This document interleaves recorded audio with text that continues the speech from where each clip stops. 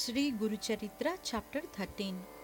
Sri Ganeshaya Namaha, Sri Saraswatyai Namaha, Sri Gurubhyo Namaha. Namadharika asked Siddha, Holy Sir, tell me what the Lord did after arriving on the banks of river Bhima. Siddha replied, the Lord stayed for a long time at the Gandharvapura, Gangapur, the confluence Sangama of rivers Bhima and Amaraja near the place is as holy as that of the Krishna with the 5 other sacred rivers. For some time Sri Guru lived there incognito, sustaining himself by holy alms, bhiksha, with the intention of uplifting the devote who offered it to him. As he was accepting bhiksha from the poor, the well-to-do of the place spoke light of him. As the sun continues to shine bright and cause daylight even when hidden behind the clouds, and as musk continues to give out its perfume even when it is concealed in a box, it was impossible for the Lord's divine attributes to be hidden from the folk for long. One day, the Lord went to the threshold of a poor Brahmin for alms. There he saw a very old barren she buffalo and asked the lady of the house for its milk. The housewife said, Sir, we have been using this buffalo to carry loads, for it's barren and it does not yield milk. Sri Nrisimha Saraswati laughed and said, Mother, do not tell me lies. Finding no other way, she fetched a vessel and milked the buffalo, just to show the master that her words were true. Lo, milk flowed plentifully from its udders. Amazed at the strange transformation in the creature, she boiled the milk and offered it to the Lord.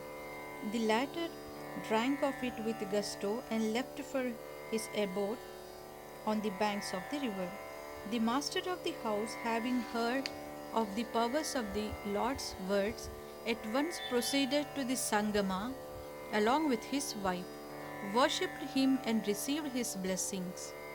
The servants in the Brahmin's house came the next morning and were amazed to see the old barren buffalo yielding milk. The news flashed across the land and reached the ruler of that region. The latter ascertained it from the Brahmin and visited the hermitage of the Lord along with his royal retinue. He then approached Sri Guru and prostrated to his feet.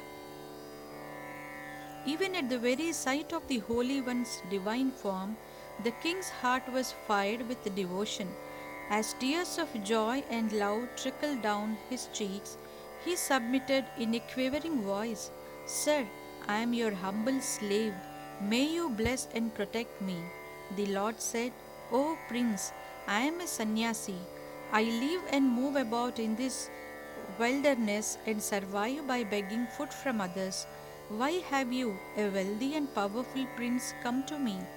What can I do for you?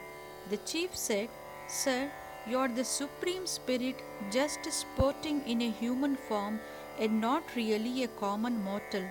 I request you to grace my city and sanctify it. Sri Guru acceded to the request, sat in the royal palanquin and set out. The chief personally served him, held the royal umbrella over Sri Guru's head and fanned him as the royal procession moved on. The royal attendants sounded drums and trumpets all along the way.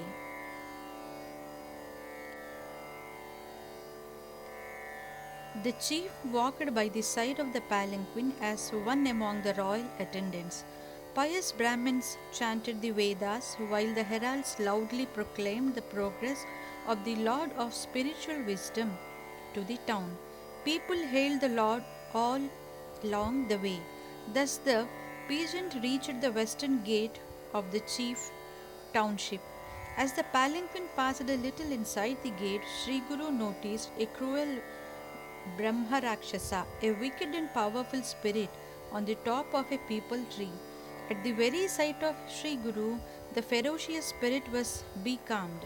At once he got down from the tree, rendered homage to Sri Guru, and submitted, Lord, Pray uplift me from this abominable state of existence. The Lord of Divine Mercy put his right hand on the spirit's head in blessing. At once the spirit attained a visible human form. Sri Guru said to him, "My son, if you take a dip at the Sangama, you will attain liberation at once." The spirit prostrated to Sri Guru and took the bath. He immediately left his physical form and attained liberation. The chieftain, amazed at the powers of Lord's blessings, glorified him and led the palanquin into the town. He immediately raised a mutt monastery and lodged Sri Guru in it. Later, the chief worshipped the Divine Master every day, served him, and thereby he eventually transcended the terrible ocean of misery.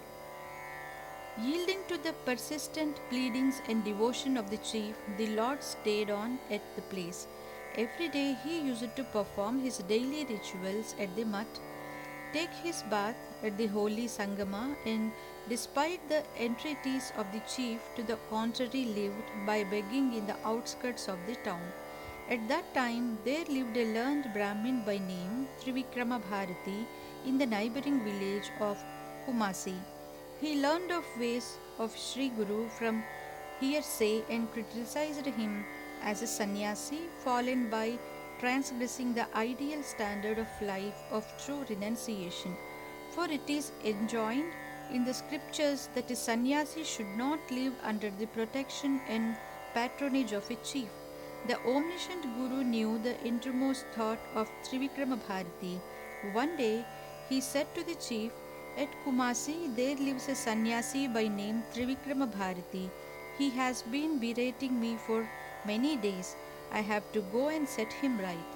The chief was pleased at his words and begged his permission to accompany him. He then summoned all the pomp of procession of Sri Guru, seated him in the royal palanquin, and proceeded to Kumasi. Trivikrama Bharati was a learned sannyasi and an ardent devotee of Lord Narasimha, the man lion avatar. On that day, when he sat for his daily meditation, the Lord did not grant him his mystic vision as he usually did.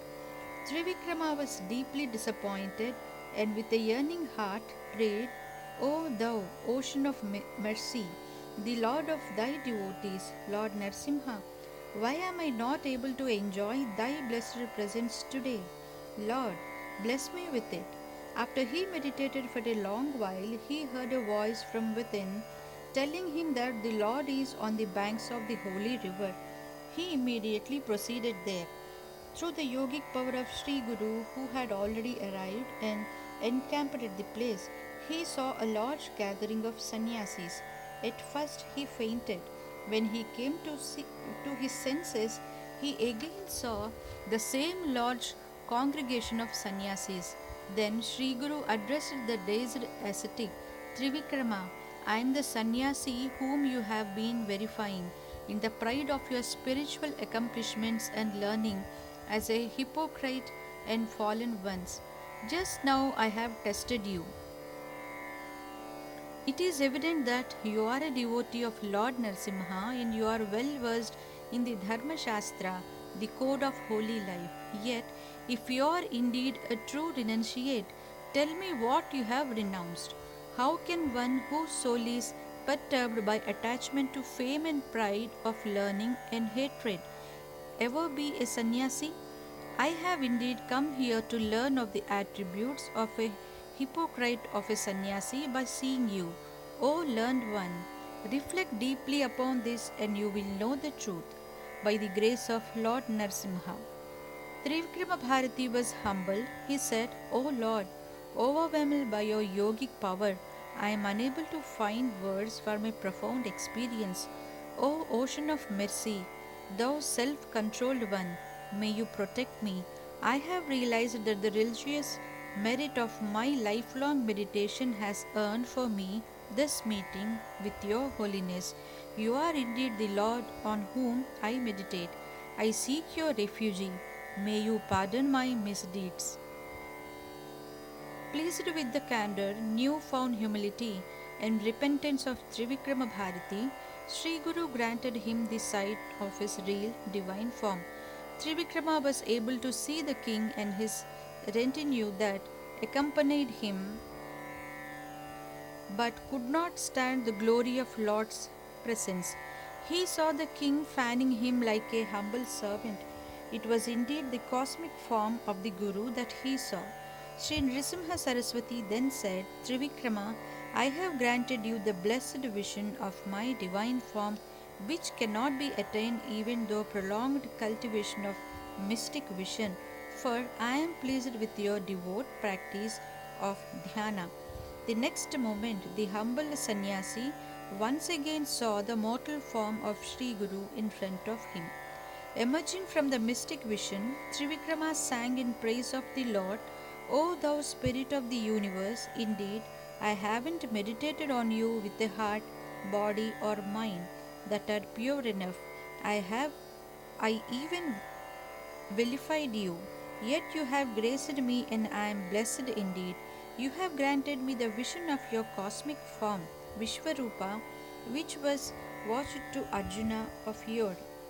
O Hari, I am drifting away in the ocean of essence. Pray, carry me in the bark of wisdom to the shore of true being. The Lord assured him, Stay here and you shall transcend nations through wisdom and attain the ultimate goal. Again the Lord returned to his monastery with all the retinue, and there he expounded the path of Karma Yoga to his devotees. Sri Dattaya Gurave Namaha, Sri Sripada Srivallabhayai Namaha, Sri Nrisimha Saraswatyai Namaha.